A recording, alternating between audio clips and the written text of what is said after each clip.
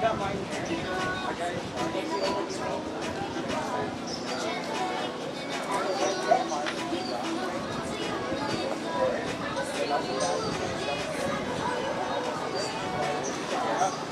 then I wear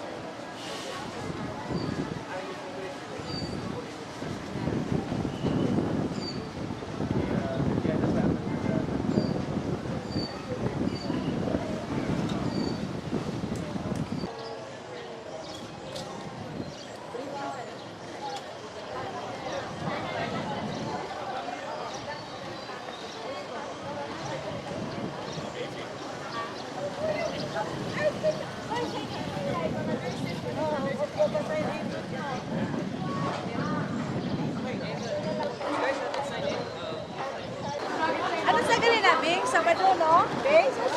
Sabado, no?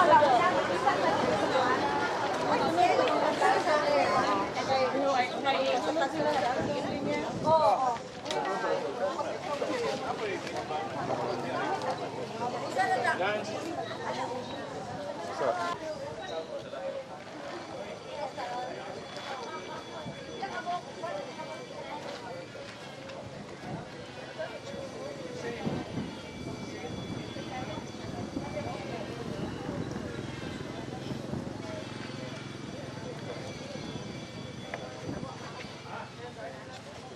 I'm sure there's medical professionals if something happens, but please be extra careful.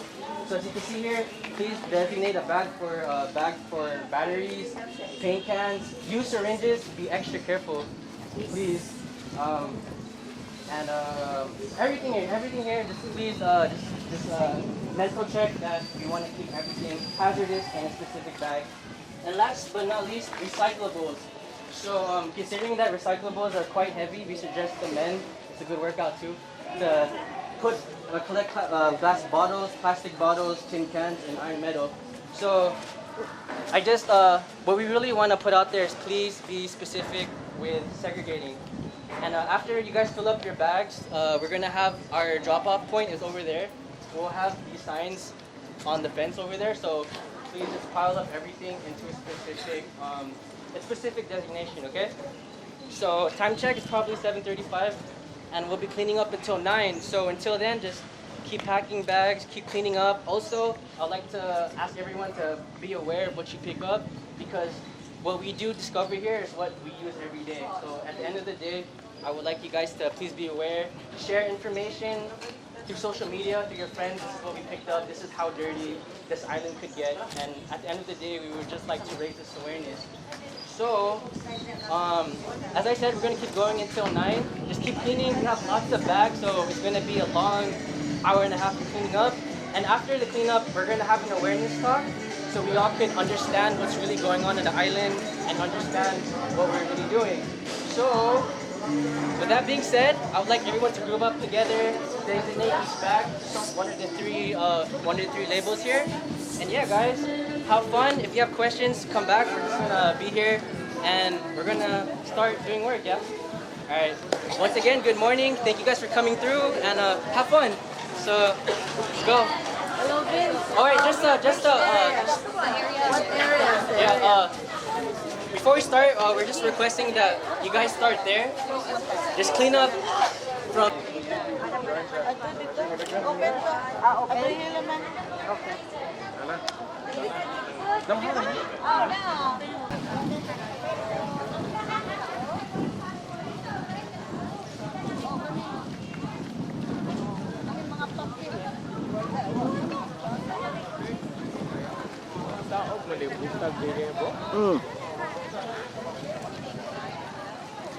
Saya pilih ni bukan. Residual.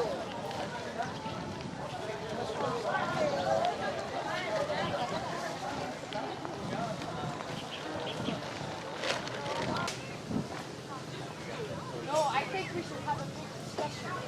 Yeah, let's do it at I wanna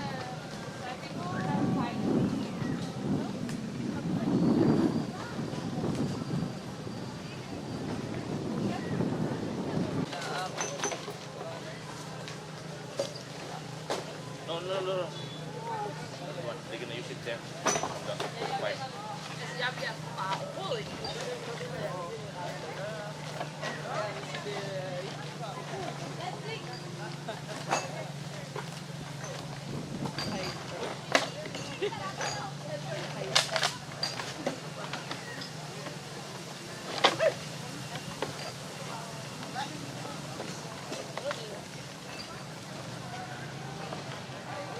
Recyclable. Huh? Recyclable, no? Give it to me.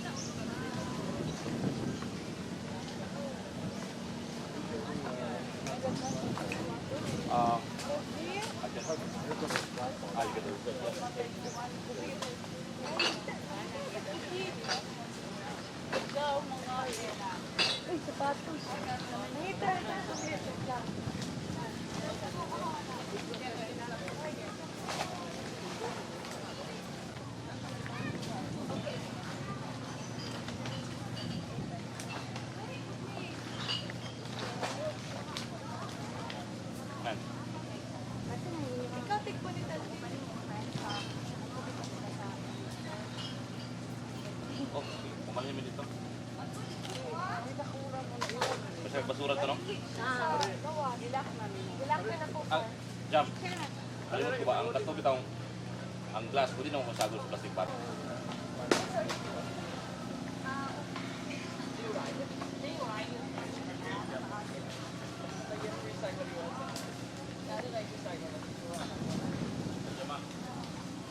Let's move to the port. Let's move to the port. Organic to fest.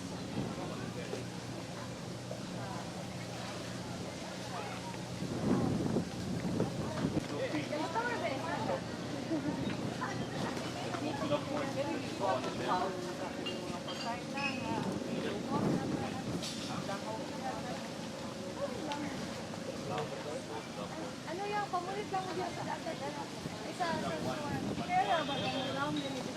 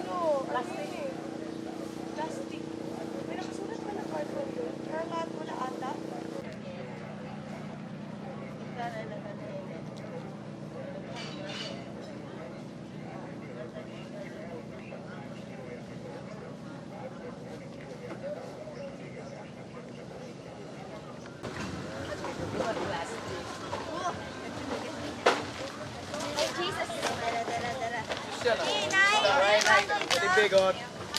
Yeah, nice little thing.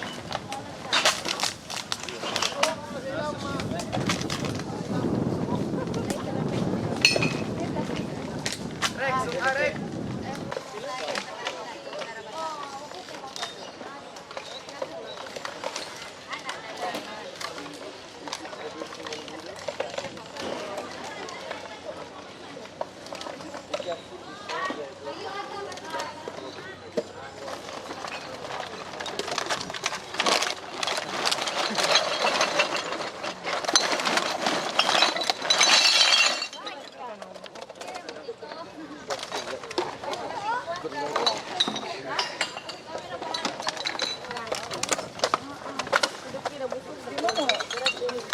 Kanang pulbog bantay lang ko ano.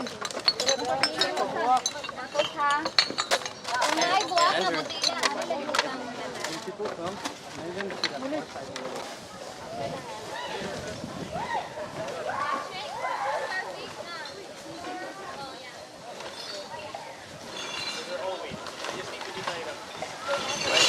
Sabto makan ba? Kato tawo na kita lain doon kakob.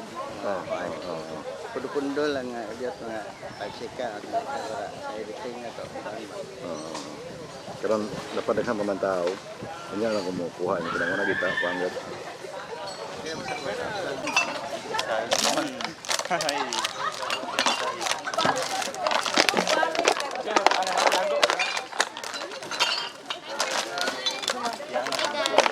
Gusto ang malikasan.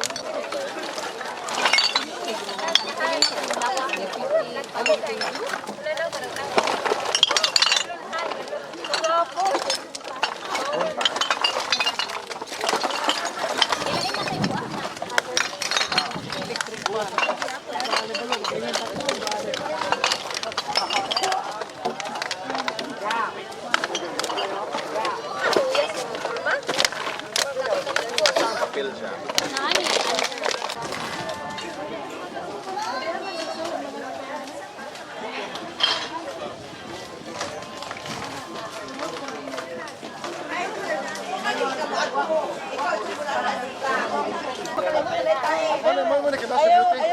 Bantay ka tae.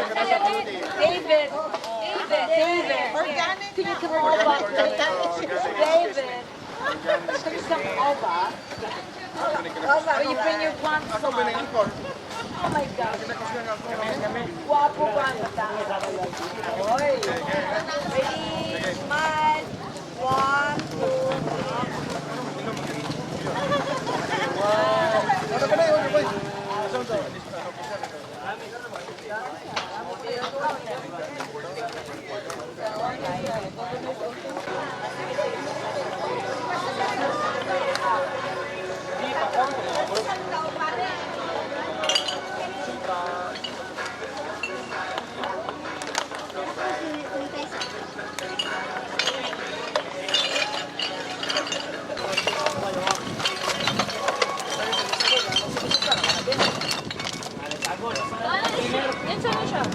With minutes of practice.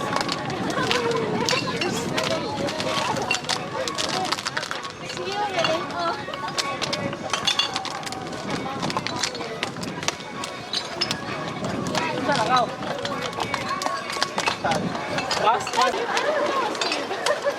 Oh, that's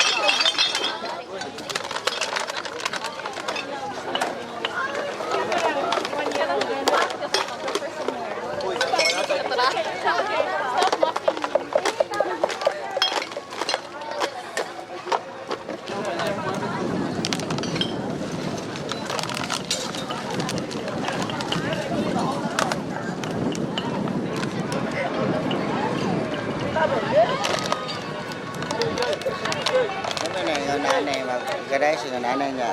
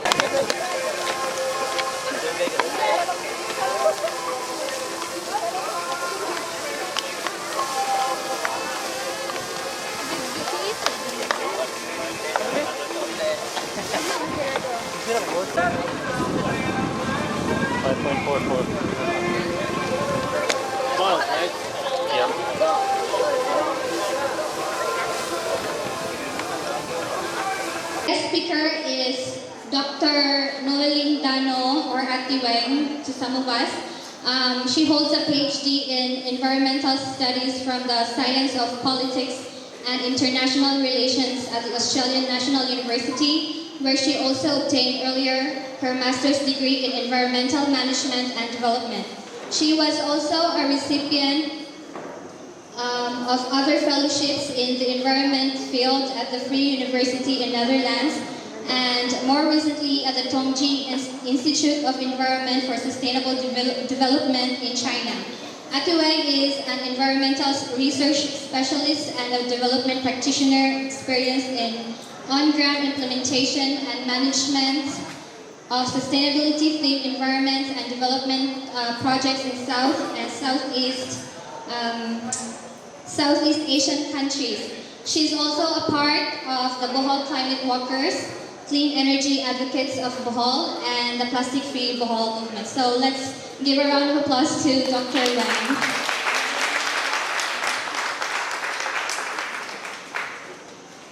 Sadanan, ako si Weng, taga Tagbilaran. Okay, so siguro sugdanan, there are none sa bonus speakers, right? okay, so I'll just talk in English then, but mixed with Bisaya. So I suppose these are from the Tbtk, so siguro na background gamay sa Bulanang nga Bisaya, no? But feel free to let me know if the kinahanglan na mo slow down ko or na yung mga kinahanglan clarify. So, just to share with you first the flow of my presentation. So, first, I'm given like 15 minutes, but this would probably like, kung mabot siguro ng mga 30 minutes dyan, no? Or I hope that's okay, unless there is really a limit na 15 yun, then let me know, just raise your hand.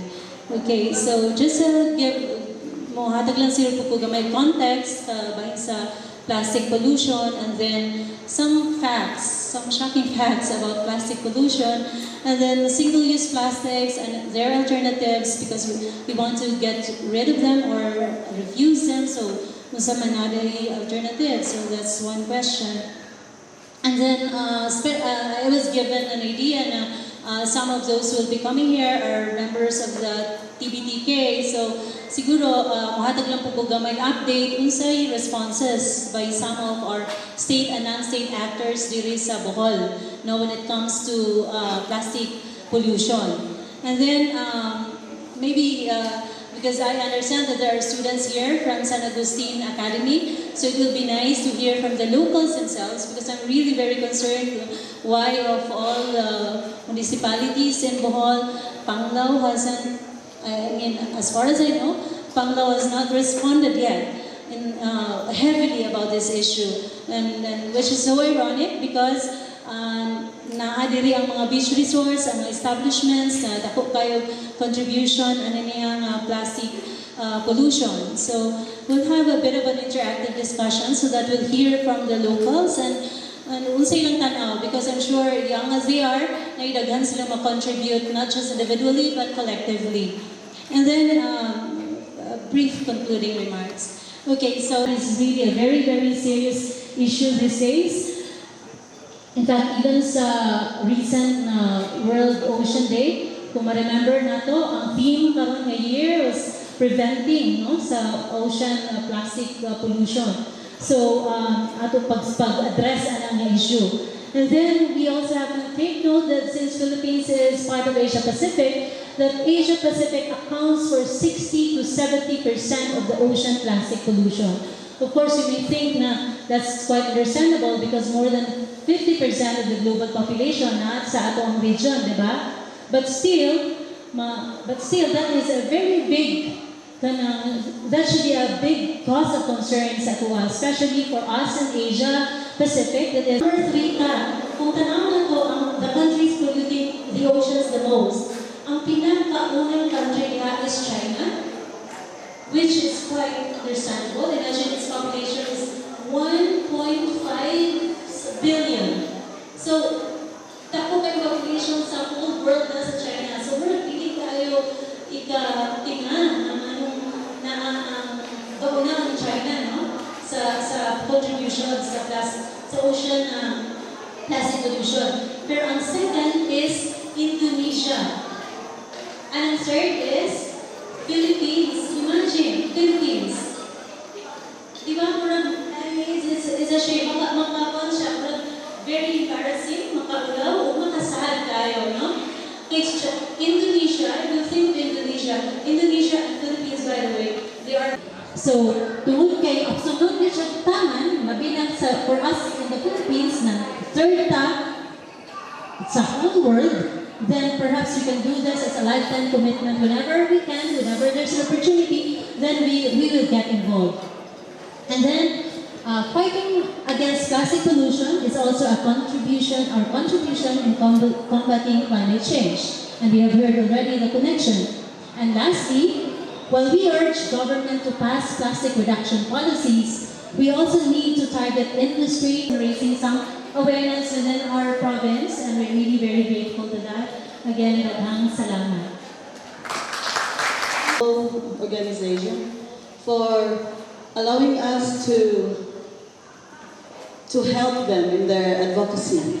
And I am so impressed with Jamie and her team, Vince and Patrick and the rest of your team for initiating this advocacy here in Bohol. I'm so impressed with you guys. You're very young kids and yet you already have contributed something to our community. And for that, I commend your group. Let us give them a hand. I am thankful for my son, John Patrick, for introducing me to your group because we did not know what we're going to do for our immersion project. And he suggested your group, so that's how we came to know you. And knowing you is really very impressive, and I'm so thankful for what you're doing for our province. And I also would like to thank the students of San Agustin Academy. Here they are, the 10th and 12th grade of the Saga High School. Without them, wala may mamunit o kada mga sagbot and mga trash in the beach. So we are thankful to all of you for doing this to us, the Tbtk organization, since kami mga tiguang naman di namin kaya magdukot-dukot. So thank you so much for you guys.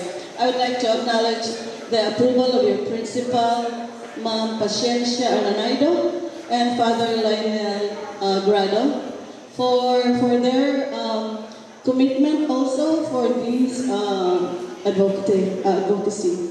And so we are also thankful for the other groups who participated in today's activity. We have some foreign individuals back there. Thank you so much for helping us clean our island. And also the UP alumni, nursing alumni, thank you for joining us. And in behalf of the Tbtk, I would just like to acknowledge the people who provided for everything that we have today, for the t-shirts and the water bottles and everything that we use today. They were contributions from some civic conscious members of Tbtk, starting with the chairman, the Fabiosa family. Thank you, Dave, thank you for providing our drinks today. And some officers, the Pamal family, the Manong family, and Mr. Jomar Onabia Balilihan, they made all things possible today. And most of all, the working team of Tbtk is right here in front. Ellie and Nina Trinidad, Grace, Joy, June and Betty, the other Tbtk members, Faye and Minda, and everyone else who's here. We would like also to acknowledge the Office of the Governor for sending us their photographers that documented our activity today. So thank you so much. We are happy for having helped a little, just a little, for Panglao, keeping it clean, because we still have a lot to do. So this is a challenge to all you kids. It is upon you as the youth of our land to spread this awareness of what we have to do, especially here in Panglao. You are residents of Panglao, you should tell your parents about it, your neighbors, everyone in Panglao. You should be the main people concerned about the cleanliness of our beaches and preserving nature.